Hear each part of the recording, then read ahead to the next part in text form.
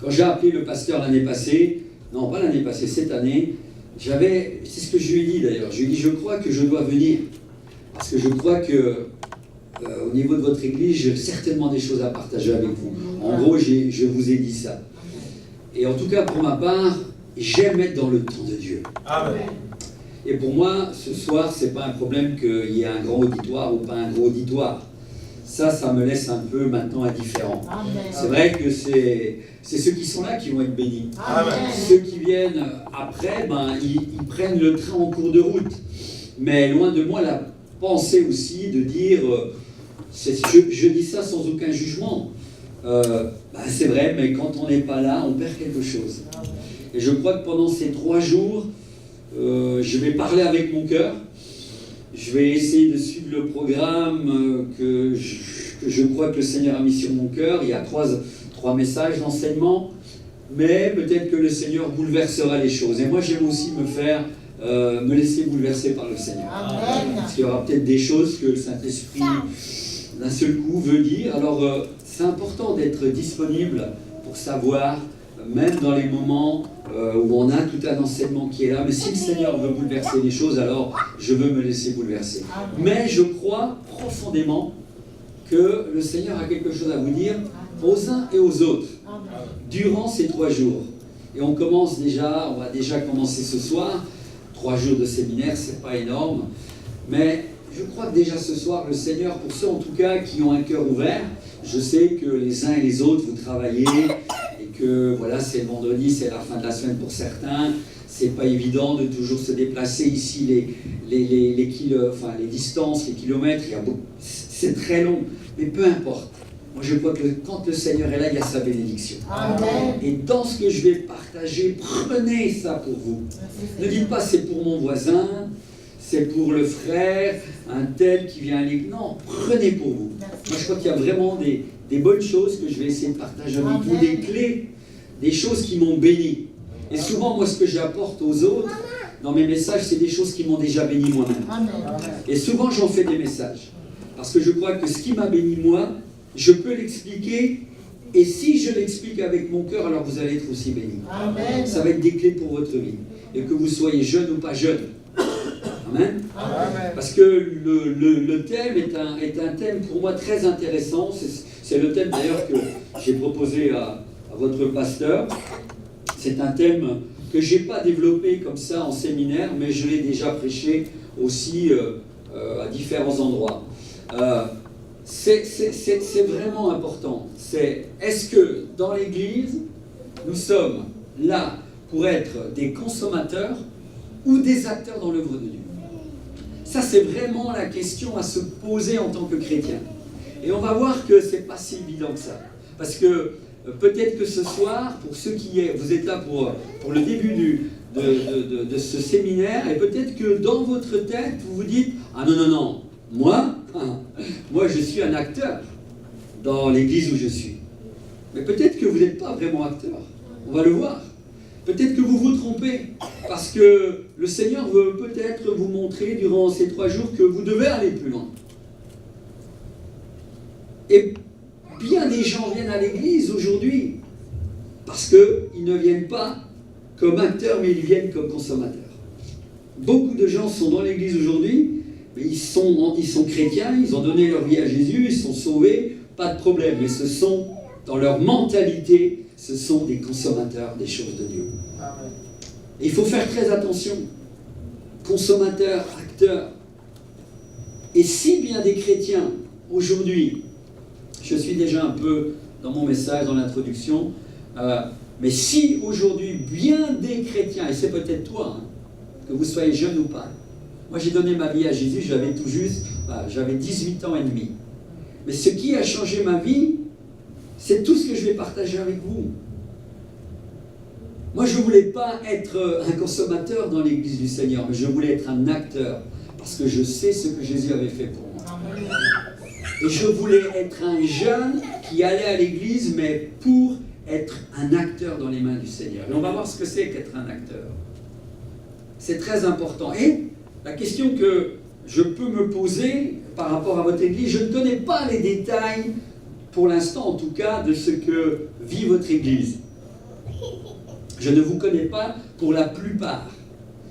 Et peut-être que des fois, je vais vous bousculer, vous dire des choses, mais j'espère que ça va vous interpeller. Pourquoi certaines églises ne grandissent pas? Pourquoi certaines églises vivent une monotonie?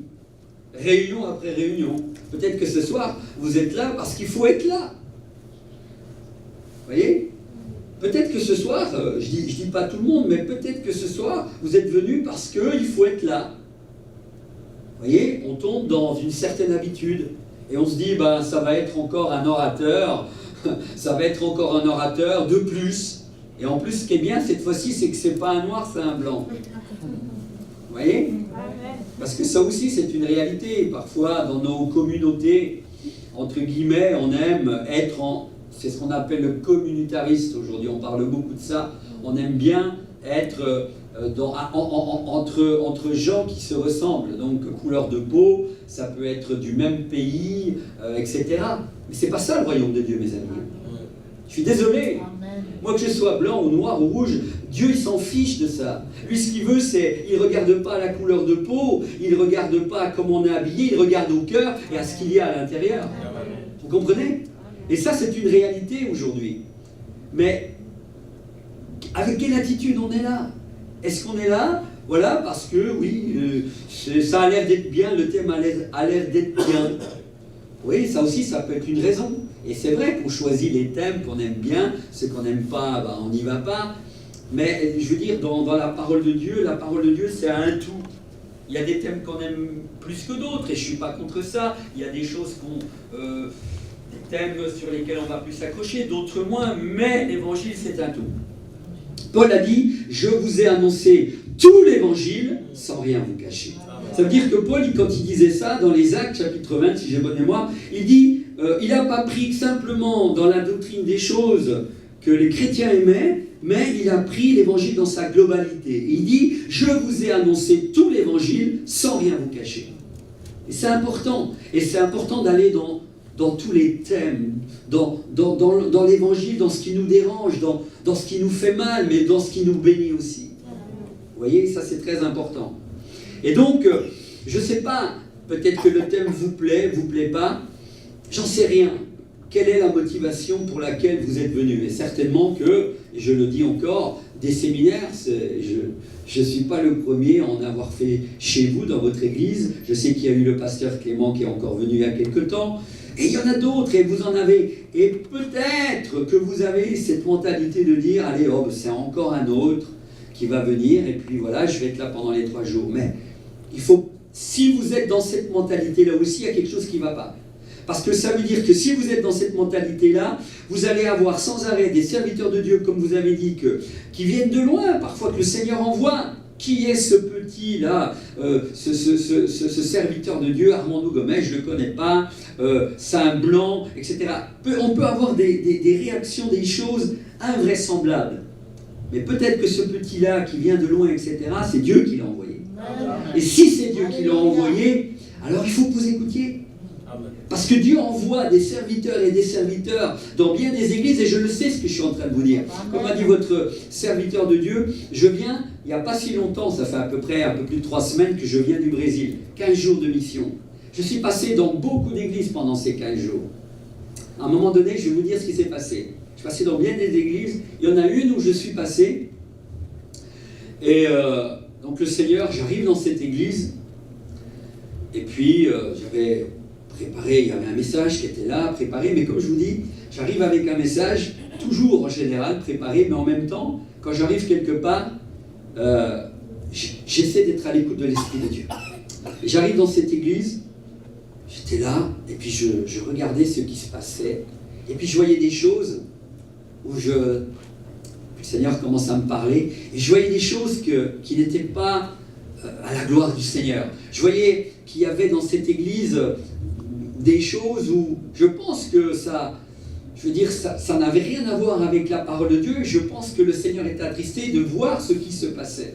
Et donc c'est la pensée que j'avais. Et le Seigneur commence à me parler sur des choses, par rapport à la louange que je voyais, il y avait un désordre, il y avait des choses vraiment qui n'étaient pas bonnes. Et souvent, moi je suis quelqu'un qui... J'essaie vraiment d'être à l'écoute et de me laisser conduire. Et souvent, le Seigneur, des fois, me donne des choses qui ne sont pas évidentes à dire. Et à un moment donné, donc, arrive le moment où je dois prendre la parole. Et finalement, j'ai laissé tomber mon message. Et je pense que le Seigneur m'avait mis des choses à cœur. Et je commence à parler, à intervenir et à dire, écoutez, voilà ce que moi, je suis quelqu'un qui vient de l'extérieur. Eh bien, voilà ce que je crois que le Seigneur veut que je partage avec vous. Parce que le problème dans les églises, parfois, c'est qu'on vit des choses dans les églises, et à un moment donné, on ne s'aperçoit même plus que les choses que nous sommes en train de faire ou en train de vivre n'ont plus rien à voir avec la parole de Dieu. N'ont plus rien à voir. Et on dit, notre église ne grandit pas, les gens ne restent pas...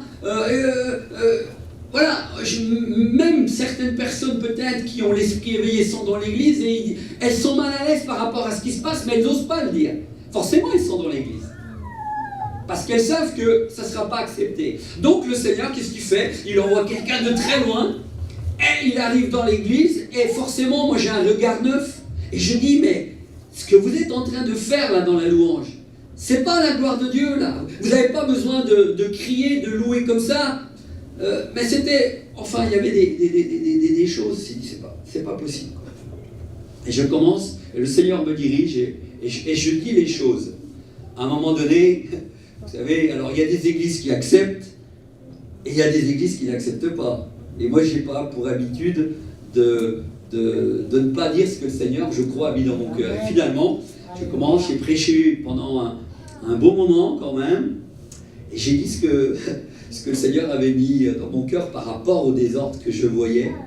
Et puis, à un moment donné, il y avait le pasteur principal, et puis il y avait, on va dire, son pasteur adjoint. Et le pasteur adjoint, à un moment donné, alors que je sentais que je finissais mon message, et puis que vraiment j'avais l'autorité du Seigneur, et j'ai dit ce qu'il y avait à dire.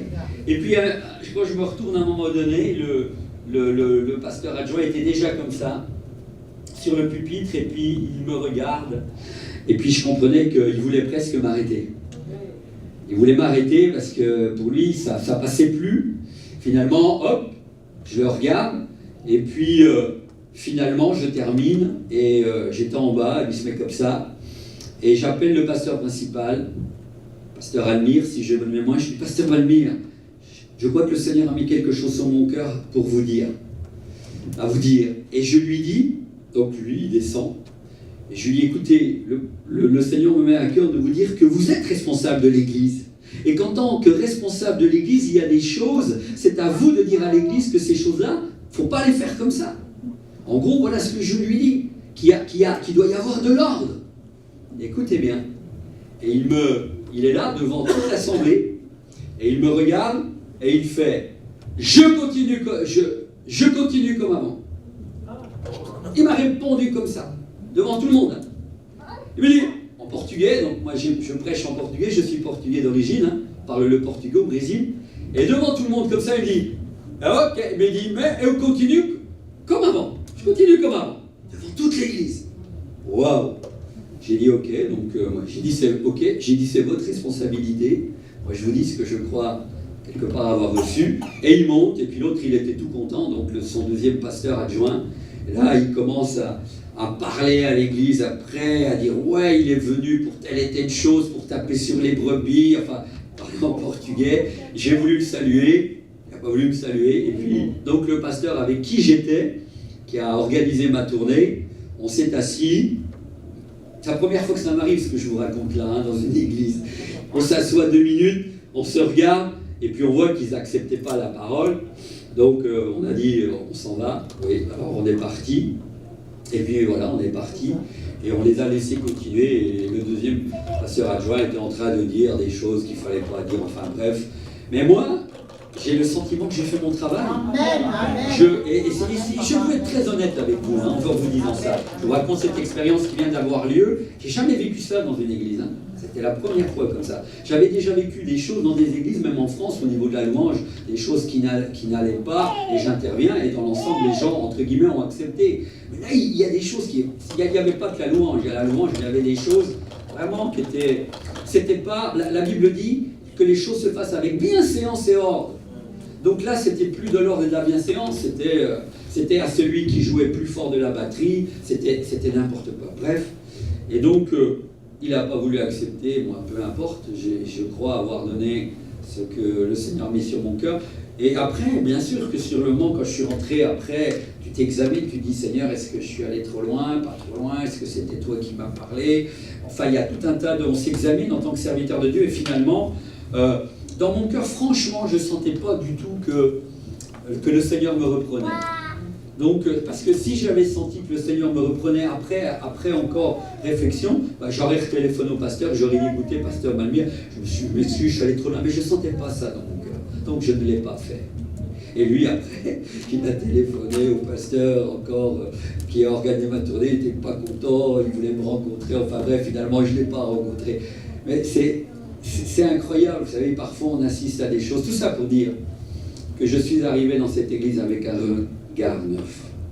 Et si je viens dans votre église pendant ces 3 jours, je viens avec un regard neuf. Je ne vous connais pas. Et j'aimerais vraiment que dans des choses que je vais partager avec vous, dans des choses, même des situations que peut-être vous vivez dans l'église que je ne connais pas, si vous sentez que ce que je dis vient du Seigneur, alors prenez-le. Prenez-le et ne dites pas c'est un blanc ou je ne sais pas quoi. Non, moi je suis un frère. Amen. Je suis un frère au-delà de la couleur de ma peau. Nous sommes des enfants de Dieu. Et ce qui est important, c'est vraiment d'avoir l'œuvre de Dieu à cœur. L'œuvre de Dieu à cœur. Et pourquoi je ne sais pas, vous avez à cœur que votre église grandisse, qu'elle aille de l'avant. Pourquoi peut-être l'église ne grandit pas? Pourquoi il y a eu certaines difficultés dans votre église? J'essaye de m'imaginer les choses. Il y a peut-être une raison. Et peut-être que dans l'enseignement que je vais partager avec vous, vous allez trouver des raisons, vous allez trouver des clés qui vont vous aider pour la suite. Parce que je viens avec un regard neuf. Et je viens avec des enseignements qui, comme j'ai dit tout à l'heure, m'ont impacté. Des enseignements aussi, écoutez bien ça, où parfois je les ai entendus. Ça c'est très important, c'est pour ça que je vous dis une chose. Il y en a, ils ont séminaire sur séminaire. Alors ils en ont chez vous, ils vont encore en avoir ailleurs, mais leur vie ne change jamais. C'est toujours les mêmes personnes. Ils ont toujours les mêmes problèmes en tant que chrétiens. Alors ça sert à quoi d'avoir des séminaires, des enseignements, si votre vie ne change pas? Si vous ne prenez pas les clés qu'on vous donne? Si vous ne dites pas, ça c'est pour moi, ça c'est quelque chose de bon, je le prends et je vais même l'enseigner. Moi, il y a des choses que j'ai entendues de serviteurs de Dieu qui ont impacté ma vie. Aujourd'hui, ces choses-là, je les ai pris pour moi, je les enseigne. Amen. Parce que je crois, je dis ça. Dans ce qu'il a dit là, alors peut-être pas dans sa globalité, parce qu'il y a des choses qui nous impactent plus que d'autres. Le Saint-Esprit va nous parler, il est dit tantôt d'une manière, tantôt d'une autre.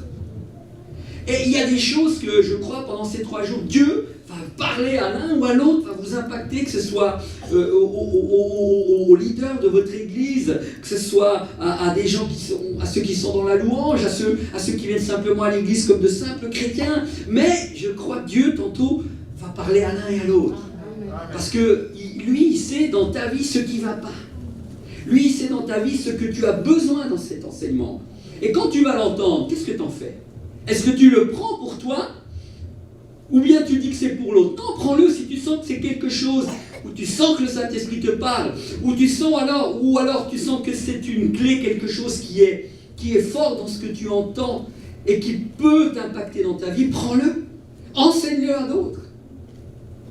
Amen. Amen. Ça c'est très important. Parce que, je le répète, si vous avez des séminaires après séminaires et vous n'écoutez pas ce que Dieu veut vous dire, à un moment donné, peut-être que Dieu n'enverra plus personne dans votre église, ici ou ailleurs. Et à un moment donné, s'il n'en voit plus personne, peut-être que Dieu dit, mais je t'ai parlé tellement de fois, de tellement de manières, mais tu n'as pas voulu entendre. Parce que des fois, on est là, mais Dieu ne nous parle pas. Si, le Seigneur nous parle de bien des manières, avec des séminaires, mais il nous parle à la maison, par ça, dans notre communion intime avec lui. Si nous prenons le temps de venir devant lui, ça aussi, on va le voir. C'est très important. Parce que être acteur ou consommateur, c'est aussi, on le verra certainement plus demain, être acteur avec Dieu, c'est aussi, si tu veux être acteur, c'est qu'il y a une intimité avec le Seigneur. Tu ne peux pas prétendre être acteur dans l'œuvre de Dieu si tu ne parles jamais avec le Seigneur. Et tu viens dire, mais moi j'ai rien reçu, mais moi dans tel domaine je ne sais pas quoi faire, mais parce que tu ne prends pas le temps d'écouter, tu ne prends pas le temps d'avoir de l'intimité avec ton Dieu, avec ton Seigneur. Ça aussi, c'est très important. Et forcément, et là encore, est-ce qu'on est simplement consommateur de Dieu, consommateur du Seigneur, ou est-ce qu'on est acteur parce qu'on vient dans sa présence et on prend le temps de l'écouter? Amen. Pour avoir quelque chose à dire, il faut, je fais exprès de dire cela, gaspiller du temps avec le Seigneur. Si tu prends du temps avec lui, tu verras que ta vie va commencer à changer. Allez, et puis, je vais continuer, on va rentrer encore plus dans mon introduction. Le problème aujourd'hui, au niveau des chrétiens, c'est quoi pour moi? C'est que beaucoup de chrétiens ont donné leur vie à Jésus, vont à l'église, je le redis, sont sauvés, mais le problème, c'est qu'ils viennent à l'église pour être des consommateurs des choses de Dieu. Ils sont là dimanche après dimanche, ou alors réunion après réunion, celle du mardi que vous avez là, celle du vendredi, non, celle du mercredi chez vous, celle du vendredi, à toutes les réunions, ils sont là, mais ce sont des chrétiens qui ont une mentalité de consommateurs. C'est-à-dire, ils viennent aux réunions pour être des consommateurs de bonnes louanges, des consommateurs de bonnes prédications, des consommateurs de bonnes prières.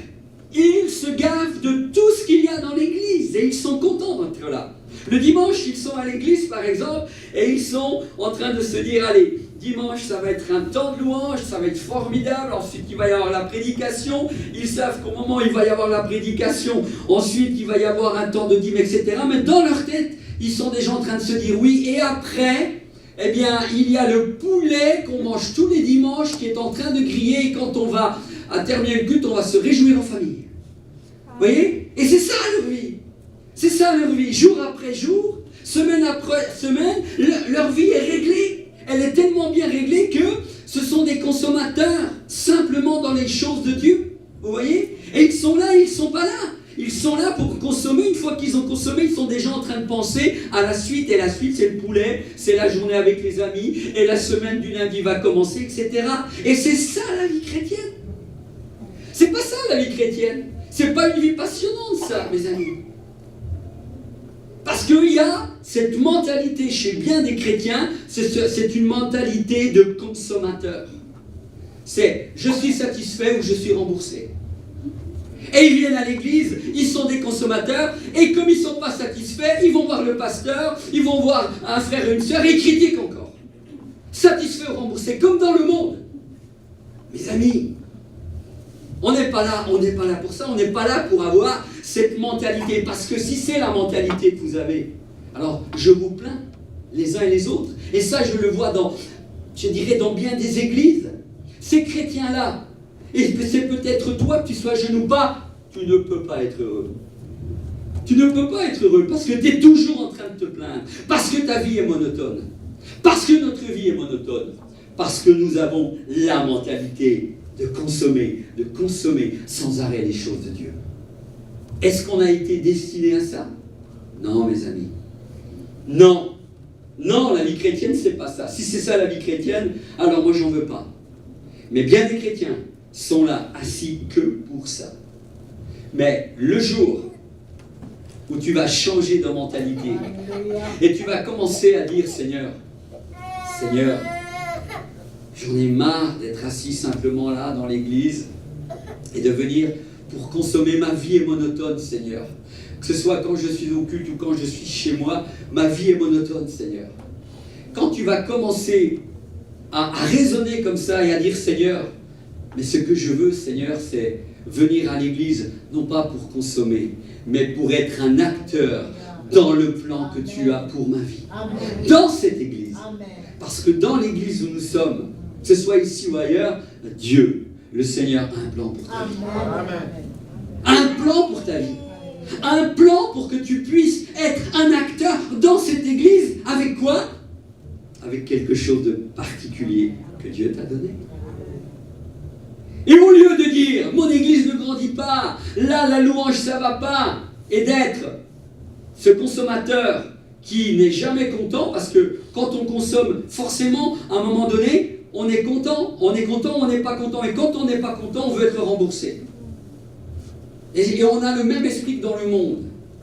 Parce qu'on vit à l'heure où, dans le monde, c'est la consommation à outrance.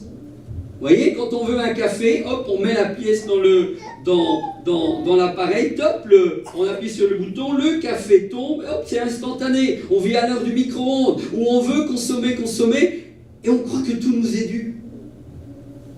Tout doit aller vite. Et quand on n'est pas content, on veut être remboursé. Dans l'église, on n'est pas remboursé. On n'est pas remboursé dans l'église. On est dans l'église du Seigneur. Amen. On n'est pas là pour être des gens sans arrêt insatisfaits, Amen. Sans arrêt des gens qui critiquent, sans arrêt des gens qui ne sont pas contents pour ci, qui ne sont pas contents pour là. Ils ont toujours de bonnes idées, mais jamais ils s'engagent. Amen. Jamais. Parce qu'ils veulent être là, simplement, et prendre de l'embonpoint, de toutes les bonnes choses de Dieu. C'est pas ça auquel le Seigneur nous a destinés. Allez, prenons juste maintenant un autre passage. Le titre que j'ai donné à cet enseignement, c'est ceci. C'est basé sur le verset de Pierre. C'est 1 Pierre. On va le lire. 1 Pierre 4, verset 10. Et cet enseignement, on va dire, il a pour titre, le titre de une partie de ce verset qui dit « Mets au service de l'Église ce que tu as reçu. » Mets au service de l'Église ce que tu as reçu de Dieu. Au lieu de te plaindre de ce qui ne va pas, parce que tu consommes sans arrêt, eh bien toi, fais quelque chose avec ce que tu as reçu de Dieu et tu verras que les choses vont changer. Tu vas être le début de quelque chose pour que cette église dont tu vois plein de choses qui ne vont pas et où tu es sans arrêt en train de consommer, elle va changer et ta vie va changer. Parce que le jour où tu vas connaître ce que Dieu t'a donné comme don, tu verras que ta vie ne sera plus jamais la même. Tu ne viendras plus à l'église avec la mentalité de consommer, mais tu viendras à l'église avec la mentalité de servir Dieu avec ce qu'il t'a donné de faire. Parce que tu as, ici tous, nous avons reçu quelque chose. Et ce que je vous dis est vrai. Si aujourd'hui, je m'épanouis dans ce que je suis et dans ce que je fais, c'est parce que je sais que je suis dans le plan de Dieu pour ma vie. Amen. Et ma vie n'a plus jamais été la même quand j'ai découvert le plan de Dieu pour ma vie, le don de Dieu pour ma vie. Et ce don-là, je l'ai mis au service de l'Église. Mais déjà dans l'Église où je suis, mais ça ne veut pas dire que j'ai découvert ce que je suis pleinement aujourd'hui. Je n'ai pas toujours été le prédicateur évangéliste que je suis. Ça a mis des années. Mais j'ai commencé avec ce que je crois que Dieu m'avait donné dans les dons, ou dans un don, dans l'Église, pour être ce que je suis aujourd'hui. L'évangéliste que je suis aujourd'hui est passé par plein de petites choses que j'ai découvert que Dieu m'avait données. Et Dieu m'a formé comme ça. Et je me suis occupé de plein de choses. J'ai fait de la radio pendant des années. J'ai annoncé l'évangile dans une radio pendant des années. Je me suis occupé de la jeunesse. J'étais leader de louange, etc. Je suis passé par plein de choses. Et quand je servais Dieu dans ces dons qu'il m'avait donnés, j'étais en train de servir le Seigneur. Je servais l'église du Seigneur. Et je ne venais plus à l'église pour consommer, mais pour donner dans la jeunesse, pour donner dans la louange, pour donner dans plein de domaines. Des fois, s'il fallait donner un coup de main là, s'il fallait donner un coup de main là, j'étais joyeux de le faire. Amen. C'est très important. Donc, forcément que le jour où tu trouves quel est le don que Dieu t'a donné, ta vie ne sera plus jamais la même. Amen. Tu ne viendras plus à l'église et tu ne t'ennuieras plus parce que le problème, comme je disais tout à l'heure, on est là en train de consommer et on pense déjà au poulet et on regarde l'heure. Vous savez, il y a des gens, vous êtes en train de leur prêcher l'évangile, mais ils s'ennuient dans les cultes. Ils s'ennuient d'ici, dans leur tête, ce sont des consommateurs, ils disent c'est toujours la même chose. Alors le message est là, donc ils savent que ça va durer 3/4 d'heure, mais ils consomment ce qu'ils entendent, mais ils n'appliquent pas. Et ça ne change jamais leur vie. Et leur vie est monotone. C'est le ronronnement de la vie chrétienne. Est-ce que c'est ça que tu veux continuer à vivre? Ou bien, comme le dit ici l'apôtre Pierre, il dit, c'est dans 1 Pierre 4, verset 10, vous pourrez le lire, et c'est le titre de mon enseignement, « Mets au service de l'Église ce que tu as reçu. » Mets au service de l'Église ce que tu as reçu. Et vous avez tous ici reçu quelque chose du Seigneur. Il n'y en a pas un ici qui n'a pas reçu quelque chose du Seigneur. Mais ce quelque chose que tu as reçu du Seigneur, ce n'est pas à moi de le trouver à ta place. C'est à toi. C'est à toi de le trouver. Qu'est-ce que le Seigneur t'a donné de particulier qui peut bénir l'Église? Qu'est-ce que le Seigneur t'a donné comme don, comme quelque chose de spécial qui fait que l'Église va être bénie en te regardant, que l'Église va pouvoir grandir parce que tu mets au service du Seigneur ce qu'il t'a donné. Et ce qu'il t'a donné, c'est pas spécialement d'être comme moi. Parce qu'on n'a pas reçu la même chose. Hein? Parce que souvent, quand on parle, le Seigneur m'a donné un don, tout de suite on voit les dons, les 5 ministères. C'est un évangéliste, un docteur, un apôtre. Non. Mettez ça de côté. Parce que ça, c'est souvent ce dont à quoi on aspire. Mais mes amis, il n'y a pas que ça. Si j'avais le temps, je développerais tous les dons que le Seigneur nous a donnés, qui sont cités dans la parole, mais il n'y a pas que ça. Il y a tellement d'autres dons que le Seigneur nous a donnés et qui ne sont pas cités dans la Bible. Il y a des gens qui ont des dons extraordinaires, par exemple l'accueil, je ne sais pas, il y a des gens, ils savent accueillir. Ils sont là, devant la porte, ils ont un sourire, ils ont quelque chose qui fait que les gens, quand ils arrivent, ils sont bénis rien qu'avec leur sourire. Mais moi, il y a des gens, je ne les mettrai pas là. Je ne les mettrai pas à l'accueil, parce qu'il y a des gens qui ne savent pas accueillir. Il y a des gens, au lieu de faire entrer les gens dans l'église, ils les feraient sortir. Parce qu'ils n'ont pas ce don de l'accueil. Il y a des gens qui ne savent pas s'occuper des enfants. Il y a des gens qu'on ne mettrait pas à s'occuper des enfants, parce qu'ils n'ont pas ce tact avec eux. Mais il y a des gens, ils ont un tel tact pour s'occuper de la jeunesse, etc. Il y a des gens, ils n'ont pas... Tout le monde n'a pas reçu le don d'intercession. Il y a des gens qui ont une capacité de pouvoir prier, intercéder pendant 2-3 heures. Il y a des gens, ils ont tout juste, ils peuvent se tenir peut-être devant le Seigneur 1 heure. Et c'est déjà beau ça, amen. Mais ils n'ont pas le don d'intercession, c'est autre chose. Il y a des gens, ils ont vraiment cette capacité. Et quand tu entends leur prière, il y a une autorité. Moi, je me rappelle avoir eu une jeune, elle avait bien 25-30 ans. Quand j'enseignais au Togo, pendant plusieurs années, j'ai enseigné au Togo dans l'école de jeunesse en mission. Et je me rappelle d'une jeune qui venait, jeune 25-30 ans, qui venait de Côte d'Ivoire, s'appelait, si j'ai bonne mémoire, Valérie. Et je l'ai entendue, à un moment donné, prier. Et quand je l'ai entendue prier, la pensée qui m'est venue, c'est elle est une guerrière dans la prière. Et après, le Seigneur, à un moment donné, me donne une pensée pour elle, parce qu'à la fin d'une semaine d'enseignement, je prenais chacun des élèves et je priais pour eux. Et souvent, le Seigneur me donnait des paroles de connaissance ou autre. Et pour elle, à un moment donné, je vois ce que le Seigneur me donne pour elle, et il y avait cette pensée, elle est une guerrière dans la prière. Elle l'était réellement. Parce il y avait une puissance. Tout le monde n'a pas reçu ça.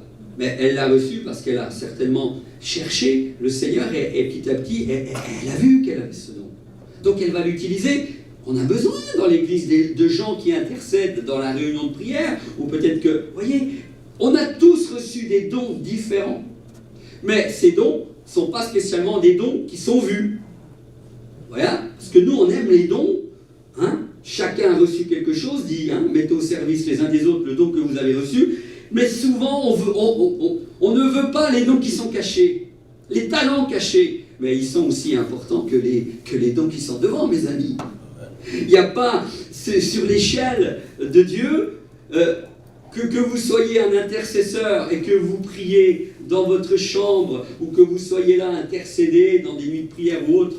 Bah, vous savez, pour Dieu, que vous soyez devant ou que vous fassiez quelque chose qui est du domaine caché, c'est un don qui vient de Dieu. D'accord ? Il est celui qui donne les dons. Que vous le voyez ou que vous ne le voyez pas, le donateur des dons, c'est lui. Que ce soit les dons spirituels ou les dons naturels. Pour Dieu. Parce que nous, on aurait tendance à dire, qu'est-ce qui est le plus important ? Si je vous posais la question, qu'est-ce qui est le plus important ? C'est les dons spirituels ou c'est les dons naturels ? On aurait tendance à dire, ah non, les dons spirituels. Mais mes amis, qui est l'auteur des dons spirituels ? C'est Dieu. Mais qui est l'auteur des dons naturels ? C'est Dieu aussi. Et sur l'échelle de Dieu, les dons naturels et les dons spirituels sont la même chose. Allez, je vais parler de toi. Comment vous t'appelez déjà plus ? Nazir. Nazir, je t'ai entendu l'année passée. Quand je t'ai entendu, pour moi c'est une évidence. Je me dis, elle chante merveilleusement bien. Et j'ai vu que entre toi et d'autres chantaient bien à côté de toi. Mais toi, tu as un don particulier. Je l'ai entendu. En plus, moi, je suis chanteur aussi. Mais elle chante mieux que moi encore. Et ça vient de qui ? Qu'est-ce qu'elle a fait pour avoir ce don ? Rien. Elle est arrivée dans ce monde, elle n'a rien fait. Et Dieu lui a donné ce don. Il est en elle déjà. Qu'est-ce qu'elle en fait ? Est-ce qu'elle va l'exploiter pour Dieu ? Ou est-ce qu'elle va l'exploiter pour le monde ? Je ne sais pas. En tout cas, pour l'instant, tu l'exploites pour Dieu et j'espère que tu continueras. Amen. Mais c'est une évidence. Celui qui veut nier l'évidence du don, il y a un problème. C'est un don spirituel ? C'est un don naturel. Devant Dieu, ça a la même importance que les dons spirituels, mes amis. C'est pas moins grand, il est l'auteur des dons qui ont été donnés. Et ça, c'est très important, là, hein, ce que je suis en train de vous dire. Les dons naturels et les dons spirituels, pour Dieu, sont sur le même palier, parce qu'ils viennent du même donateur. Prenons encore une dernière chose par rapport aux dons. Je vous en ai donné plein, mais il y en a plein d'autres. Il y a des gens, par exemple, il y a des gens, pour moi, ils ont le don de cuisiner. Il y en a, vous savez, avec très peu de choses. Hein. Ils ouvrent le placard, ils regardent ce qu'il y a dedans, ils vont vous faire un repas. Hein. Il y en a, par contre, dès qu'il n'y a pas les choses essentielles, ils sont là, ils s'affolent. J'ai pas de riz, j'ai pas ci, j'ai pas ça. Et pareil, vous dites à quelqu'un, tiens, ce soir on aura 4 personnes à manger. Ils sont déjà affolés. Comment je vais faire ? Qu'est-ce que je vais faire ? Il y a d'autres gens, vous leur dites, on va avoir 5-10 personnes, tu vas faire aucun problème. Il y a des gens, ils ont le don de cuisiner. C'est pour ça que dans l'église, quand il y a des agapes, on va prendre des gens qui ont un peu cette capacité de faire à manger pour 50, 60 personnes. C'est pas un problème. Moi, je ne les vois pas affolés. Par contre, il y en a d'autres. Vous êtes des mamans, des cuisinières, des papas qui cuisinent. Pas de problème, vous cuisinez. Oui, mais vous cuisinez parce qu'il faut cuisiner. Mais il y en a, ils ont la passion de la cuisine. Et avec peu de choses, ils vont faire des choses tellement bonnes. Vous voyez ? Et est-ce que ça leur... Il y en a, ils n'ont pas appris. Hein. Il y en a, ils ont fait des cours de cuisine, mais il y en a, ils n'ont pas fait de cours de cuisine, mais ils cuisinent mieux que ceux qui ont fait des cours de cuisine. Pourquoi ? C'est un don qui leur a été donné, mes amis. Vous voyez ? Et je vous donne je fais exprès d'aller dans ce genre aussi de dons, on va dire, pour vous montrer que pour Dieu, tout est important. Et quand tu dis, moi j'ai rien reçu, si, peut-être que dans cette assemblée, tu as le don de bien cuisiner. Écoute, quand il y a des agapes, propose-toi. propose-toi. Va voir le pasteur, dis, écoutez, moi je sais bien cuisiner, si vous voulez, je suis prêt à chaque fois qu'il y a des serviteurs de Dieu, ou bien quand on fait des agapes, je suis prêt à mettre ce don au service du Seigneur, au service du Seigneur, pas au service du pasteur, c'est différent. Tu comprends? Parce que tu es dans l'église, pas pour servir le pasteur, tu es là pour servir le Seigneur, mais servir le pasteur dans ce domaine-là, c'est servir Dieu. Parce que forcément servir le Seigneur, ça passe par des responsables. Soyons logiques aussi, parce qu'il y a des gens, ils ont du mal à être soumis aux responsables. Mais mes amis, c'est comme ça. Et partout où nous sommes, dans une usine, peu importe, dans un travail quelconque, il y a toujours des leaders, il y a toujours des responsables. Et la bénédiction, elle passe quand nous sommes soumis aux responsables. Et les gens disent, moi je veux être soumis à mon Dieu. Oui, mais ta soumission, elle passe forcément dans l'église par les leaders. Et ton don, si tu l'as, va voir ton leader et dis-lui, je crois que voilà, je pourrais aider dans ce domaine-là, parce que je crois que dans ce domaine-là, le Seigneur m'a donné quelque chose. Amen. Amen. Mais à toi de découvrir, mets au service de l'Église le don que tu as reçu. Allez, on va lire aussi maintenant une histoire que j'aime beaucoup pendant quelques instants, qui va bien nous expliquer ça.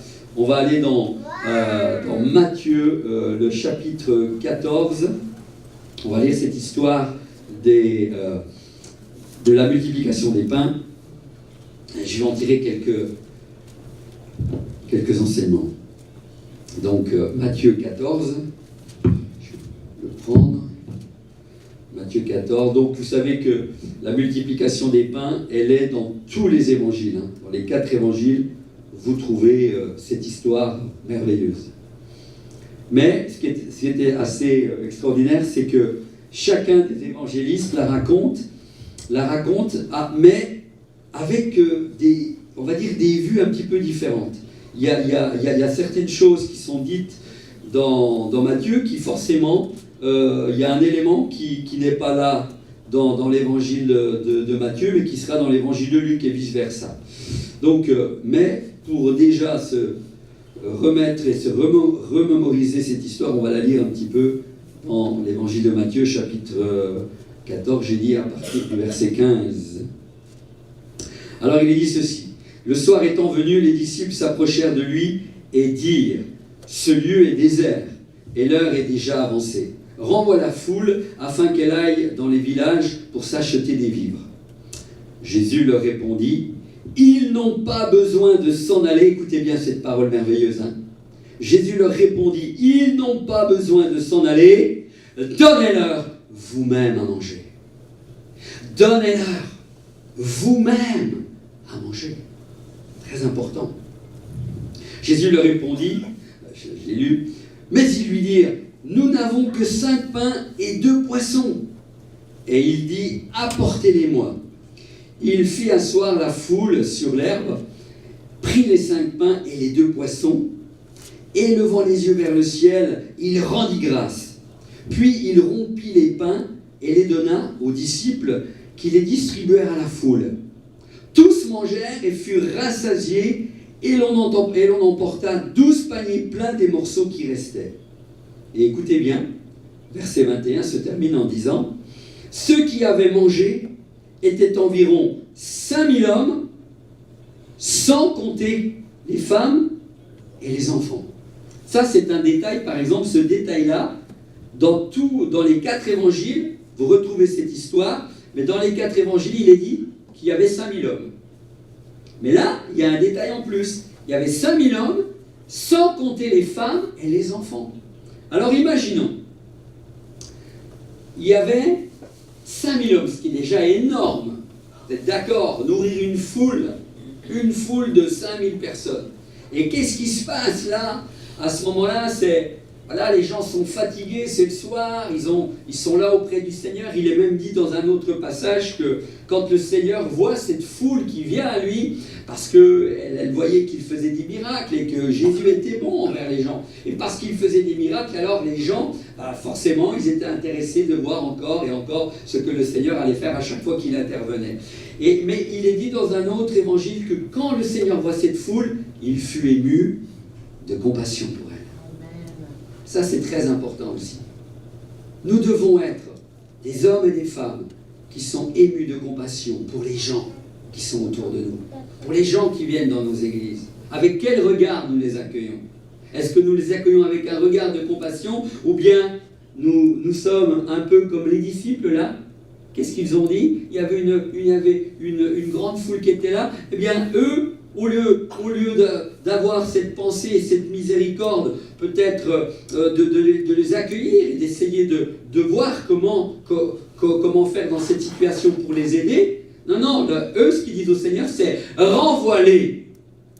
Renvoie-les. Et nous, parfois, dans l'église, on est comme ça. On voit qu'il y a des besoins, des gens qui viennent, peut-être des gens difficiles, et puis d'un seul coup, bien, on va voir le pasteur, on dit, écoutez, c'est des gens à problème, ou c'est des gens il va falloir s'en occuper. Renvoie-les. Voilà, c'est un peu la mentalité que nous avons. Et là, le Seigneur, il dit quelque chose de très important. Et on va le voir après. Là, il est dit que les disciples, renvoie-les. Et c'est comme si on disait, allez, écoutez, allez dans telle autre église là-bas, vous verrez, c'est des spécialistes de la relation d'aide, ils vont les aider. Mais nous ici, on ne peut pas. Et le Seigneur, qu'est-ce qu'il dit? Il dit, non, donnez-leur vous-même à manger. C'est-à-dire, donnez-leur de ce que je vous ai donné, donnez-leur avec le don que je vous ai donné. Mais je vous ai donné des choses, vous dites que vous n'avez rien reçu. Église ici, église apostolique, vous dites que vous n'avez rien reçu, mais le Seigneur vous dit, mais je t'ai donné à toi quelque chose de particulier. Tu peux t'occuper de cette personne, tu peux lui donner de ce que je t'ai donné. Donnez-leur vous-même à manger. Tu as reçu quelque chose du Seigneur, tu as reçu la bonne nouvelle, mais tu as reçu des dons particuliers que le Seigneur t'a donnés. Et là, le Seigneur, il met les choses à plat. Il dit, mais votre réaction, elle n'est pas bonne. Vous êtes mes disciples et vous voulez que moi je renvoie la foule alors que cette foule est fatiguée, elle a été là toute la journée.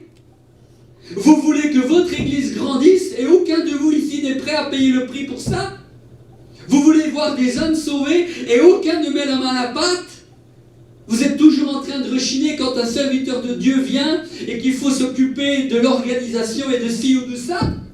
Et que le pasteur est obligé de se démener pour organiser les choses et aucun ne veut aider. Et vous dites que vous aimez le Seigneur? Donnez-leur vous-même à manger. Donnez-leur de ce que je vous ai donné. Donnez-leur de ce don que tu caches et que tu veux pas. Tu veux pas le mettre en valeur. Mais je te l'ai donné. Donnez-leur de ce que je vous ai donné. Donnez-leur à manger. Et il y a plein de gens là dehors.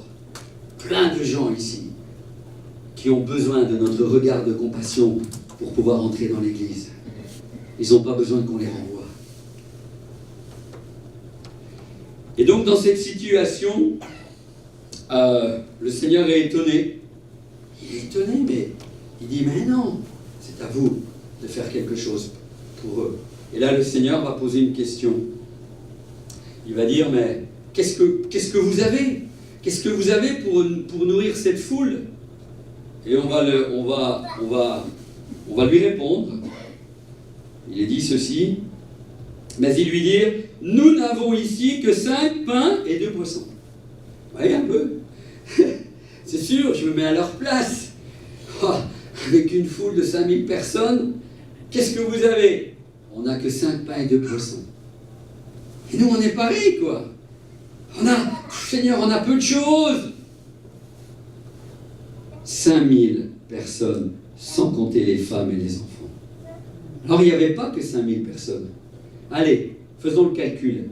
En ce temps-là, on va dire, prenons simplement supposons que les 5000 hommes étaient mariés.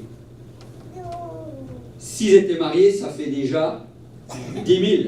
Parce que je pense que beaucoup étaient mariés. Et je vais même dire que tous étaient mariés. C'est pour vous donner Parce que le texte, des fois, il faut le creuser, il faut savoir ce qu'il veut. Pourquoi? Parce que c'est 5000 hommes, mais sans compter, sans les femmes et les enfants. Et imaginons que tous les 5000 soient mariés. Ça fait déjà 10 000. Maintenant, imaginons, et c'est pas beaucoup ce que je vais dire, parce que pour l'époque, imaginons qu'ils aient seulement 2 enfants, chaque couple. Ce qui n'est pas beaucoup pour l'époque, hein, je dis bien, hein, à l'époque c'était pas 2, c'était 5, 6, 10 enfants peut-être, par famille. C'était énorme, il y avait une culture de la famille qui était autre qu'aujourd'hui. Aujourd'hui avec Dieu on en a déjà assez, ou un. Mais en ce temps-là c'était pas comme ça. Il y avait une culture de la famille qui était autre. Bon, bref, supposons que 2 enfants, ça fait combien? 20 000 personnes. 20 000! 5 pains, 2 poissons.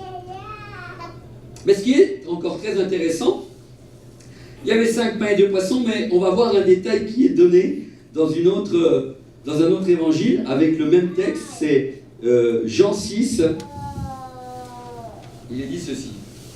Dans Jean 6, il y a un détail très intéressant. Jean 6 à partir du verset 1 à 13. Alors on relit le texte, mais vous allez voir qu'il y a un détail intéressant, plusieurs détails même. Après cela, Jésus s'en alla de l'autre côté de la mer de Galilée, ou mer de Tibériade. Une grande foule le suivait parce qu'elle voyait, ce que je vous disais tout à l'heure, les miracles qu'il opérait sur les malades. Jésus monta sur la montagne et il s'assit avec ses disciples. Or, la Pâque, la fête des Juifs, était proche. Ayant levé les yeux et voyant qu'une grande foule venait à lui, Jésus dit à Philippe, « Où achèterons-nous des pains pour que ces gens aient à manger ?» Il pose la question à Philippe là. C'est un détail qu'on n'a pas dans les autres. Parce que là, il est dit dans les autres, ils lui dirent, nous avons, etc. Là, il pose la question à Philippe et il te pose la question à toi. Et si c'est Philippe, ça peut être Marie, j'en sais rien. Il te pose la question. Et le Seigneur dit encore, il disait cela pour l'éprouver car il savait ce qu'il allait faire. Vous savez, le Seigneur, il fait des fois exprès, il aime un peu nous bousculer, parce qu'il sait ce qui se passe en nous. On veut le servir, on n'est pas prêt à payer le prix. On veut avoir des dons, mais alors tu veux des dons pourquoi? Est-ce que c'est pour que l'œuvre de Dieu grandisse, ou bien c'est pour te mettre à d'avant? Quelle est ta motivation?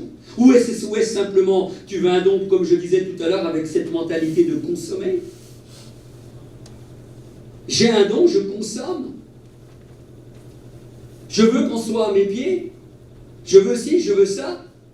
Il y a des gens, ils n'en ont jamais assez. Et donc lui, il savait ce qu'il allait faire. Mais il pose la question à Philippe. Il disait cela pour l'éprouver car il savait ce qu'il allait faire. Philippe lui répondit, bien, les pains qu'on aurait pour 200 deniers ne suffiraient pas pour que chacun reçoive un peu. Il n'avait pas tort dans ce qu'il disait. 200 deniers, c'était une immense fortune pour l'époque. Mais il dit, même avec ça, on n'aura pas assez pour nourrir 20 000 personnes. Voilà sa réponse. Et parfois, nous, devant les besoins qui sont devant nous, nous sommes un peu comme Philippe. Mais même Seigneur, mais même si on faisait ci et ça, c'est rien pour autant de personnes. C'est pas la réponse que Dieu attend de nous, on va la voir. Après, il est dit encore, c'en est un autre, un de ses disciples, André, frère de Simon-Pierre, lui dit, il y a ici un jeune. Allô? Vous êtes encore avec moi? Encore 2-3 minutes. Allô? Il est dit, il y a ici un jeune garçon. Il y a ici un jeune garçon qui a 5 pains d'orge et 2 poissons. Mais qu'est-ce que cela pour tant de gens? Vous voyez, ces 5 pains, là, on ne savait pas trop, mais là, il nous a donné un détail en plus. Il est dit, il y a ici un jeune garçon qui a 5 pains d'orge et 2 poissons. Qu'est-ce qui s'est passé? Je vais vous dire ce qui s'est passé. À un moment donné, le Seigneur, c'est ce qu'il va lui dire d'ailleurs, il dit ceci, Jésus dit, faites-les asseoir. Mais je m'imagine ce que le Seigneur a pu dire avant. Ok, il y a ici un petit garçon avec 5 pains d'orge et 2 poissons, il dit à André, écoute, va vite le chercher. Et André part, il va chercher ce petit garçon, et je m'imagine, quand André arrive, et qu'il dit au petit garçon, il dit, écoute, je ne sais pas comment il s'appelait, peut-être qu'il s'appelait Joseph, tu sais que le Seigneur a besoin de toi. Il voudrait, si tu es d'accord, que tu lui amènes tes 5 pains d'orge et tes 2 poissons. Est-ce que tu es d'accord?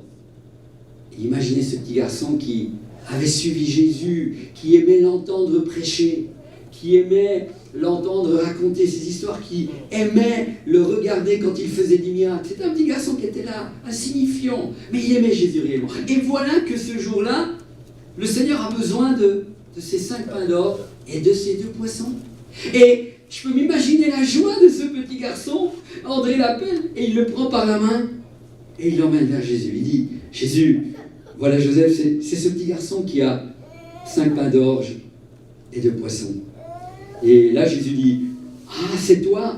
Écoute Joseph, est-ce que tu veux pas me donner tes 5 pains d'orge et tes 2 poissons, parce que tu sais, j'aimerais faire un miracle pour nourrir ces 5000 hommes, sans compter les femmes et les enfants. Est-ce que tu es d'accord, Joseph? Et ce petit garçon, imagine, il regarde Jésus et lui dit, oh oui Seigneur, je te les donne. Et qu'est-ce qui va se passer? Avec le peu que ce petit garçon a mis entre les mains de Jésus, avec le peu que tu as, Jésus va nourrir 20 000 personnes. Et avec le peu que tu as, si tu les mets entre les mains de Jésus, Jésus va faire de grandes choses dans ton église. Jésus va faire de grandes choses dans ta vie. Le peu que tu as, si tu le mets entre les mains de Jésus, Jésus va nourrir des foules. Soit comme ce petit garçon qui n'a pas voulu garder ses 5 pains d'orge et ses 2 poissons pour lui, mais il a voulu le partager. Et le peu qu'il avait, c'est comme des dons qu'il avait. C'est comme quelque chose qu'il avait pour lui qui était précieux. Mais entre les mains de Jésus, il a pu voir que 20 000 personnes au moins ont été nourries à cause du peu qu'il avait et qu'il a mis entre les mains de Jésus. Tu as peu, mais si tu les mets entre les mains de Jésus, avec le peu que tu as, Jésus va faire beaucoup dans ta vie, dans ton église et autour de toi. Le problème, c'est quand tu veux garder le peu que tu as que pour toi et tu as peur que le Seigneur ne multiplie pas. Et on le voit dans la Bible, lorsque la veuve de Sarepta a bien voulu mettre Dieu en premier et faire un gâteau pour le prophète, l'huile n'a pas cessé de couler. Amen. Dieu doit toujours avoir la première place. Et quand tu donnes au Seigneur ce que tu as reçu, le peu que tu as, Dieu va faire des choses étonnantes. Vous voulez que je vous dise? Plus jamais ce petit garçon n'a été le même. Plus jamais il a été le même. Il a été bouleversé avec ce qu'il a vu. Et il a été un disciple. Bien sûr, on n'en parle pas. Il est juste dit, on ne sait même pas son nom. J'ai inventé un nom. On dit qu'il s'appelle Joseph, on ne sait pas. Il peut s'appeler n'importe comment. Ça peut être aussi, on peut s'imaginer que ça peut être aussi une petite fille, pourquoi pas. Mais moi, je sais qu'un jour, dans le royaume de Dieu, quand j'arriverai là-bas, il y a tellement de gens comme ça que j'aimerais rencontrer. Je vais dire, Seigneur, où il est ce petit garçon-là, qui avait les 5 pains d'orge, et qui, Seigneur, t'a donné cela, et que tu as fait ce miracle. Seigneur, comment il s'appelle? Seigneur, j'aimerais le voir. Le Seigneur va me prendre, il va me dire, viens avec moi. Regarde, il est là. Amen. Ça a été un disciple fidèle. Amen. Il sera dans le royaume de Dieu, parce que sa vie n'a plus jamais été la même. Parce que le don qu'il a reçu, il l'a mis au service des autres. Et il a pu être une bénédiction pour ces 20 000 personnes. Est-ce que tu veux être une bénédiction pour ces 20 000 personnes? Vous savez, dans la Bible, comme je dis, il y a tellement de gens comme ça qu'un jour, je rencontrerai dans le ciel, si je persévère jusqu'à la fin. Je pense aussi à cette petite fille au temps de Naaman. Elle n'avait pas de nom. Il y a ici une petite fille juive. Et il est dit que cette petite fille, là, elle a témoigné à la femme de Naaman. Et à cause de cette petite fille, il a été guéri. Alors qu'elle avait beaucoup souffert, elle avait été déportée. Mais le texte en 4 versets nous dit il y avait une petite fille, etc., qui a été déportée. On ne connaît pas le nom, mais elle a été un instrument extraordinaire dans les mains du Seigneur. Malgré l'épreuve qu'elle vivait et qu'elle avait été déportée, elle a témoigné à son maître. Alors qu'elle était esclave dans ce pays, elle a osé. Elle a mis au service du Seigneur ce qu'elle avait. La bonne nouvelle. La bonne nouvelle. Tout simplement, elle a été une servante exemplaire. Et comme elle a été une servante exemplaire, elle dira à un moment donné, la femme de Naaman va dire, la jeune là que tu m'as emmenée a dit telle et telle chose. Là-bas, il y a un prophète qui peut te guérir là-bas. Pourquoi elle l'a pris au sérieux? Parce qu'elle avait un témoignage vivant. Donnez-leur vous-même à manger. Et parfois on est là, on se dit, mais j'ai rien si tu as quelque chose. Et ce petit garçon est devenu un disciple qu'on ne connaît pas beaucoup, mais qui est là dans la parole de Dieu. Il est dit encore que une fois qu'il a fait le miracle, à la fin il est dit qu'il y avait, et ils ramassèrent donc, et ils remplirent 12 paniers avec les morceaux qui restèrent des 5 pains d'orge, après que tous eurent mangé. Notre Dieu est un Dieu d'abondance.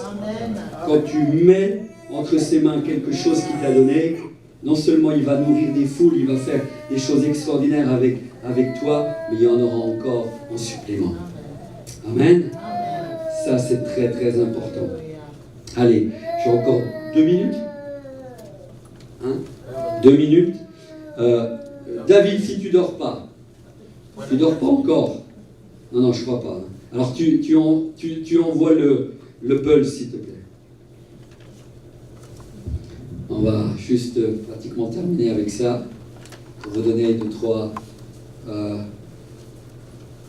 explications aussi avec l'Église, le corps de Christ. Pour moi, c'est, tu mets juste le pulse, comme on a dit tout à l'heure, tu remontes. Pour moi, l'Église du Seigneur, c'est vraiment l'image du pulse. Vous savez ce que c'est qu'un pulse? Vous avez déjà tous essayé de construire, il y a des pulses de 5000 pièces, il y en a de 1000 pièces, et donc, vous savez que quand vous construisez un pulse, donc chaque pièce est différente. Est-ce qu'on est d'accord? Même des fois quand on est en train de construire un pulse, et donc un pulse, donc la finalité, pour nous un pulse, la finalité sera l'image du Seigneur. D'accord? Mais parfois dans un pulse, ça va être une maison, ça va être un paysage, peu importe. Mais pour moi, c'est vraiment l'image de l'Église de Jésus-Christ. Un pulse, par exemple, regardez ici. Donc, on a commencé à construire ce pulse, et puis, finalement, il manque encore des pièces ici, d'accord? Et puis, on voit que certains ont déjà pris leur place dans l'Église. Et ici, par exemple, il y a Angelo, ici, il y a Lydie, ici, il y a Pacita, d'accord? Jean. Ça veut dire, ceux-là, certainement, ils ont déjà pris leur place. Vous voyez? Donc, on commence à voir certaines choses. Mais le problème parfois qui peut se passer dans l'Église, c'est que lorsqu'on a reçu quelque chose du Seigneur, eh bien, il y en a, parfois par exemple, on va imaginer que c'est Samuel. Samuel, ici, à un moment donné, il a voulu se mettre ici. Il s'est cloqué là. Pourquoi? Parce que vous avez déjà, pour ceux qui ont déjà construit des pulses, parfois il y a des pièces qui se ressemblent énormément. Et elles se ressemblent tellement que si vous la prenez, et si vous forcez un peu, vous allez rentrer dans la pièce. D'accord? Mais vous êtes obligé de forcer un peu. Et le problème de Samuel, c'est qu'à un moment donné, avec le don qu'il a reçu, il a voulu se mettre à une place dans l'église où ce n'était pas sa place. Et le problème, c'est que dans l'église, on voyait qu'il n'était pas à sa place, mais lui, il ne le voyait pas. Et donc, il a forcé les choses. Et parfois, il y a des pièces, en forçant, hop, elles se mettent là. Et c'est un bout de la fenêtre, par exemple. Mais le problème, il n'est pas à sa place. Et donc, il ne s'épanouit pas avec le don qu'il a reçu. Il faut qu'à un moment donné, le Seigneur, il se laisse à nouveau reprendre par le Seigneur. Et quand le Seigneur prend la bonne pièce, il va lui dire, écoute, je t'enlève de là et je te mets à la place, ici, vous voyez, elle se ressemble un petit peu, je te remets à la place de Patrice parce que tu t'es mis à la place, justement là où tu es, c'était la place de Patrice, mais ce n'était pas ta place à toi. C'est pour ça que tu t'épanouissais pas. Et le Seigneur, quand il l'a déplacé et qu'il a mis la place, qu'il l'a mis à la bonne place, et que c'était la bonne pièce, la pièce est rentrée sans forcer. Peut-être qu'il y a ici dans l'église des gens qui sont à des places où ce n'est pas votre place. Vous avez forcé quelque peu pour être là avec le don que vous avez reçu, oui, mais vous avez forcé. Et le Seigneur est en train de te dire, c'est pas là que je te veux, c'est pour ça que tu t'épanouis pas. Alors laisse-moi te placer là où je veux. Amen. Première réflexion. Deuxième, ici par exemple, vous voyez, il y a aussi des pièces il y en a, il y a des noms, mais il y en a d'autres, ici il n'y a pas de nom. Ici il n'y a pas de nom. Il n'y a pas de nom, mais le Seigneur sait déjà qui va être ici. Et c'est peut-être toi. Laisse-toi placer par le Seigneur là où il veut t'insérer. Parce que là où le Seigneur va t'insérer, c'est là où tu vas porter du fruit. Et quand le Seigneur prend, voilà, la pièce, et il te mettra là, eh bien, ton nom ici va apparaître. Et tu vas être une bénédiction pour l'Église. Amen. Encore une ou deux petites choses ici. Dans le Pulse, il y a aussi, vous voyez, de la place encore pour d'autres pièces ici. Donc l'Église, c'est vraiment ça. Chacun a sa place. Il y en a un, c'est un bout d'une fenêtre. Il y en a, c'est un bout d'herbe, etc. Mais le problème, que tu sois un bout d'herbe, ou que tu sois une fenêtre, ou que tu sois un bout d'une tuile, peu importe. Dans un Pulse, toutes les pièces sont importantes. Amen. Parce que, je vais vous dire une chose. Imaginons qu'il y a un Pulse de 5000 pièces. Vous avez passé un temps fou à le construire. Et puis, une fois que vous l'avez construit, eh bien malheureusement, vous avez perdu une pièce. Ah, il est beau, et il y a une pièce qui manque.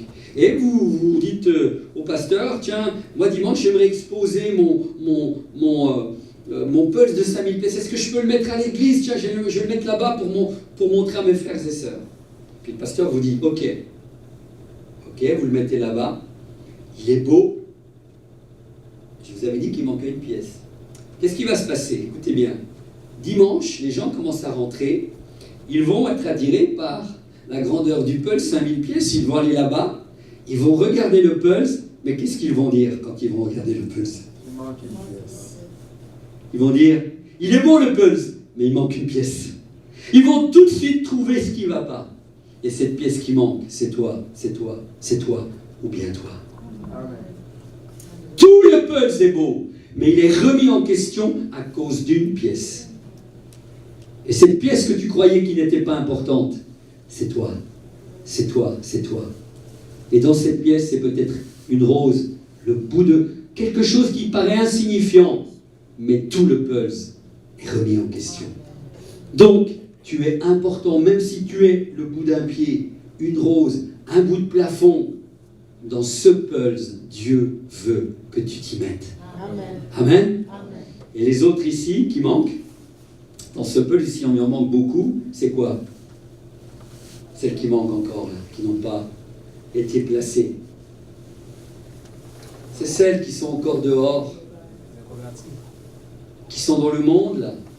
L'église a commencé à se construire. Certains sont déjà à leur place. Ici, le Seigneur l'a déjà placé. Il sait le nom qu'il va mettre. Mais celles qui manquent encore là, c'est celles qui sont dehors. Et que vous devez aller chercher. En leur donnant vous-même à manger. Avec le don que vous avez reçu. Et ces pièces qui vont venir du monde, elles vont trouver un nom, bien sûr. Leur nom va apparaître. Et le Seigneur va prendre ces pièces et va les ajouter à l'église que vous êtes ici. Amen. Amen. Conclusion. Si tu dors pas, mais bientôt tu vas dormir, vas-y, tu mets la citation de David. C'est une citation que j'ai trouvée un peu avant de venir, c'est une citation du Monde que j'ai trouvée sur une carte postale. J'ai acheté la carte postale peu avant de venir, mais j'ai trouvé très, très bien cette citation. Autrement dit, en conclusion, fais les choses avec passion ou ne les fais pas. C'est-à-dire le don que tu as reçu, tu dois l'exercer avec passion dans l'Église. Parce que tu as reçu quelque chose du Seigneur. Et les choses qu'on a reçues de Dieu, on ne doit pas les faire pour les faire. On doit les faire avec passion. Avec passion pour le Seigneur. Et je trouve que cette citation de cette carte postale qui est du monde, elle est vraiment très bien. Elle me fait penser à quoi? On conclura avec ça. Colossiens 3, 23. C'est un verset qui a révolutionné ma vie quand j'ai commencé à l'appliquer. Est-ce que vous vous rappelez de Colossiens 3, 23? Alors je vais vous le citer par cœur. Il est dit: tout ce que vous faites, faites-le de bon cœur, comme pour le Seigneur, et non pour des hommes. Tout ce que vous faites, faites-le de bon cœur, c'est-à-dire, quand on fait les choses avec notre cœur, c'est qu'on les fait avec passion, mes amis. Tout ce que vous faites, faites-le de bon cœur, comme pour le Seigneur. Il n'est pas dit, faites-le de bon cœur pour le pasteur, pour ma soeur, pour mon patron, comme pour le Seigneur. Et non pour des hommes. Et quand tu as quelqu'un en face de toi, c'est ton patron. Il te dit de faire quelque chose. Vois en ton patron comme si c'était le Seigneur qui te dit de faire quelque chose. Et tu verras que ta vie, ta mentalité va changer. Moi, quand je travaillais, j'ai travaillé 20 ans dans une usine. Quand je faisais mes colis, je m'occupais de l'expédition, j'envoyais des colis dans le monde entier, avec des scies dedans. Eh bien, quand je travaillais, je dis, Seigneur, ça c'est les colis qui vont au ciel. Pour moi, c'était comme si ces colis, j'ai travaillé pour le Seigneur et je voulais que mon patron soit content. Et si mon patron était content, mon patron qui est le Seigneur était content. Parce que je ne peux pas prétendre servir le Seigneur et négliger mon travail. Je peux, si je suis un mécanicien, un chrétien et que je suis dans un garage, si les autres négligent de bien réparer les voitures, moi je vais faire de mon mieux pour que la voiture soit bien réparée, pour que le client soit content. Parce que je suis en train de travailler, non pas pour mon patron, mais je suis en train d'être le mécano du Seigneur dans ce garage. Et c'est pour ça que je dis que ça a révolutionné ma vie. Parce que quand je fais quelque chose aujourd'hui, que ce soit dans l'église, ou que ce soit dans le monde, ou quand peu importe, je suis en train d'aider quelqu'un, j'en sais rien. Dans la rue, je suis en train de travailler pour Jésus. Et tout ce que vous faites, si vous le faites de bon cœur, le cœur parle de passion. Quand on fait les choses avec cœur, c'est qu'on les fait avec passion. Amen. Je vous invite à fermer vos yeux.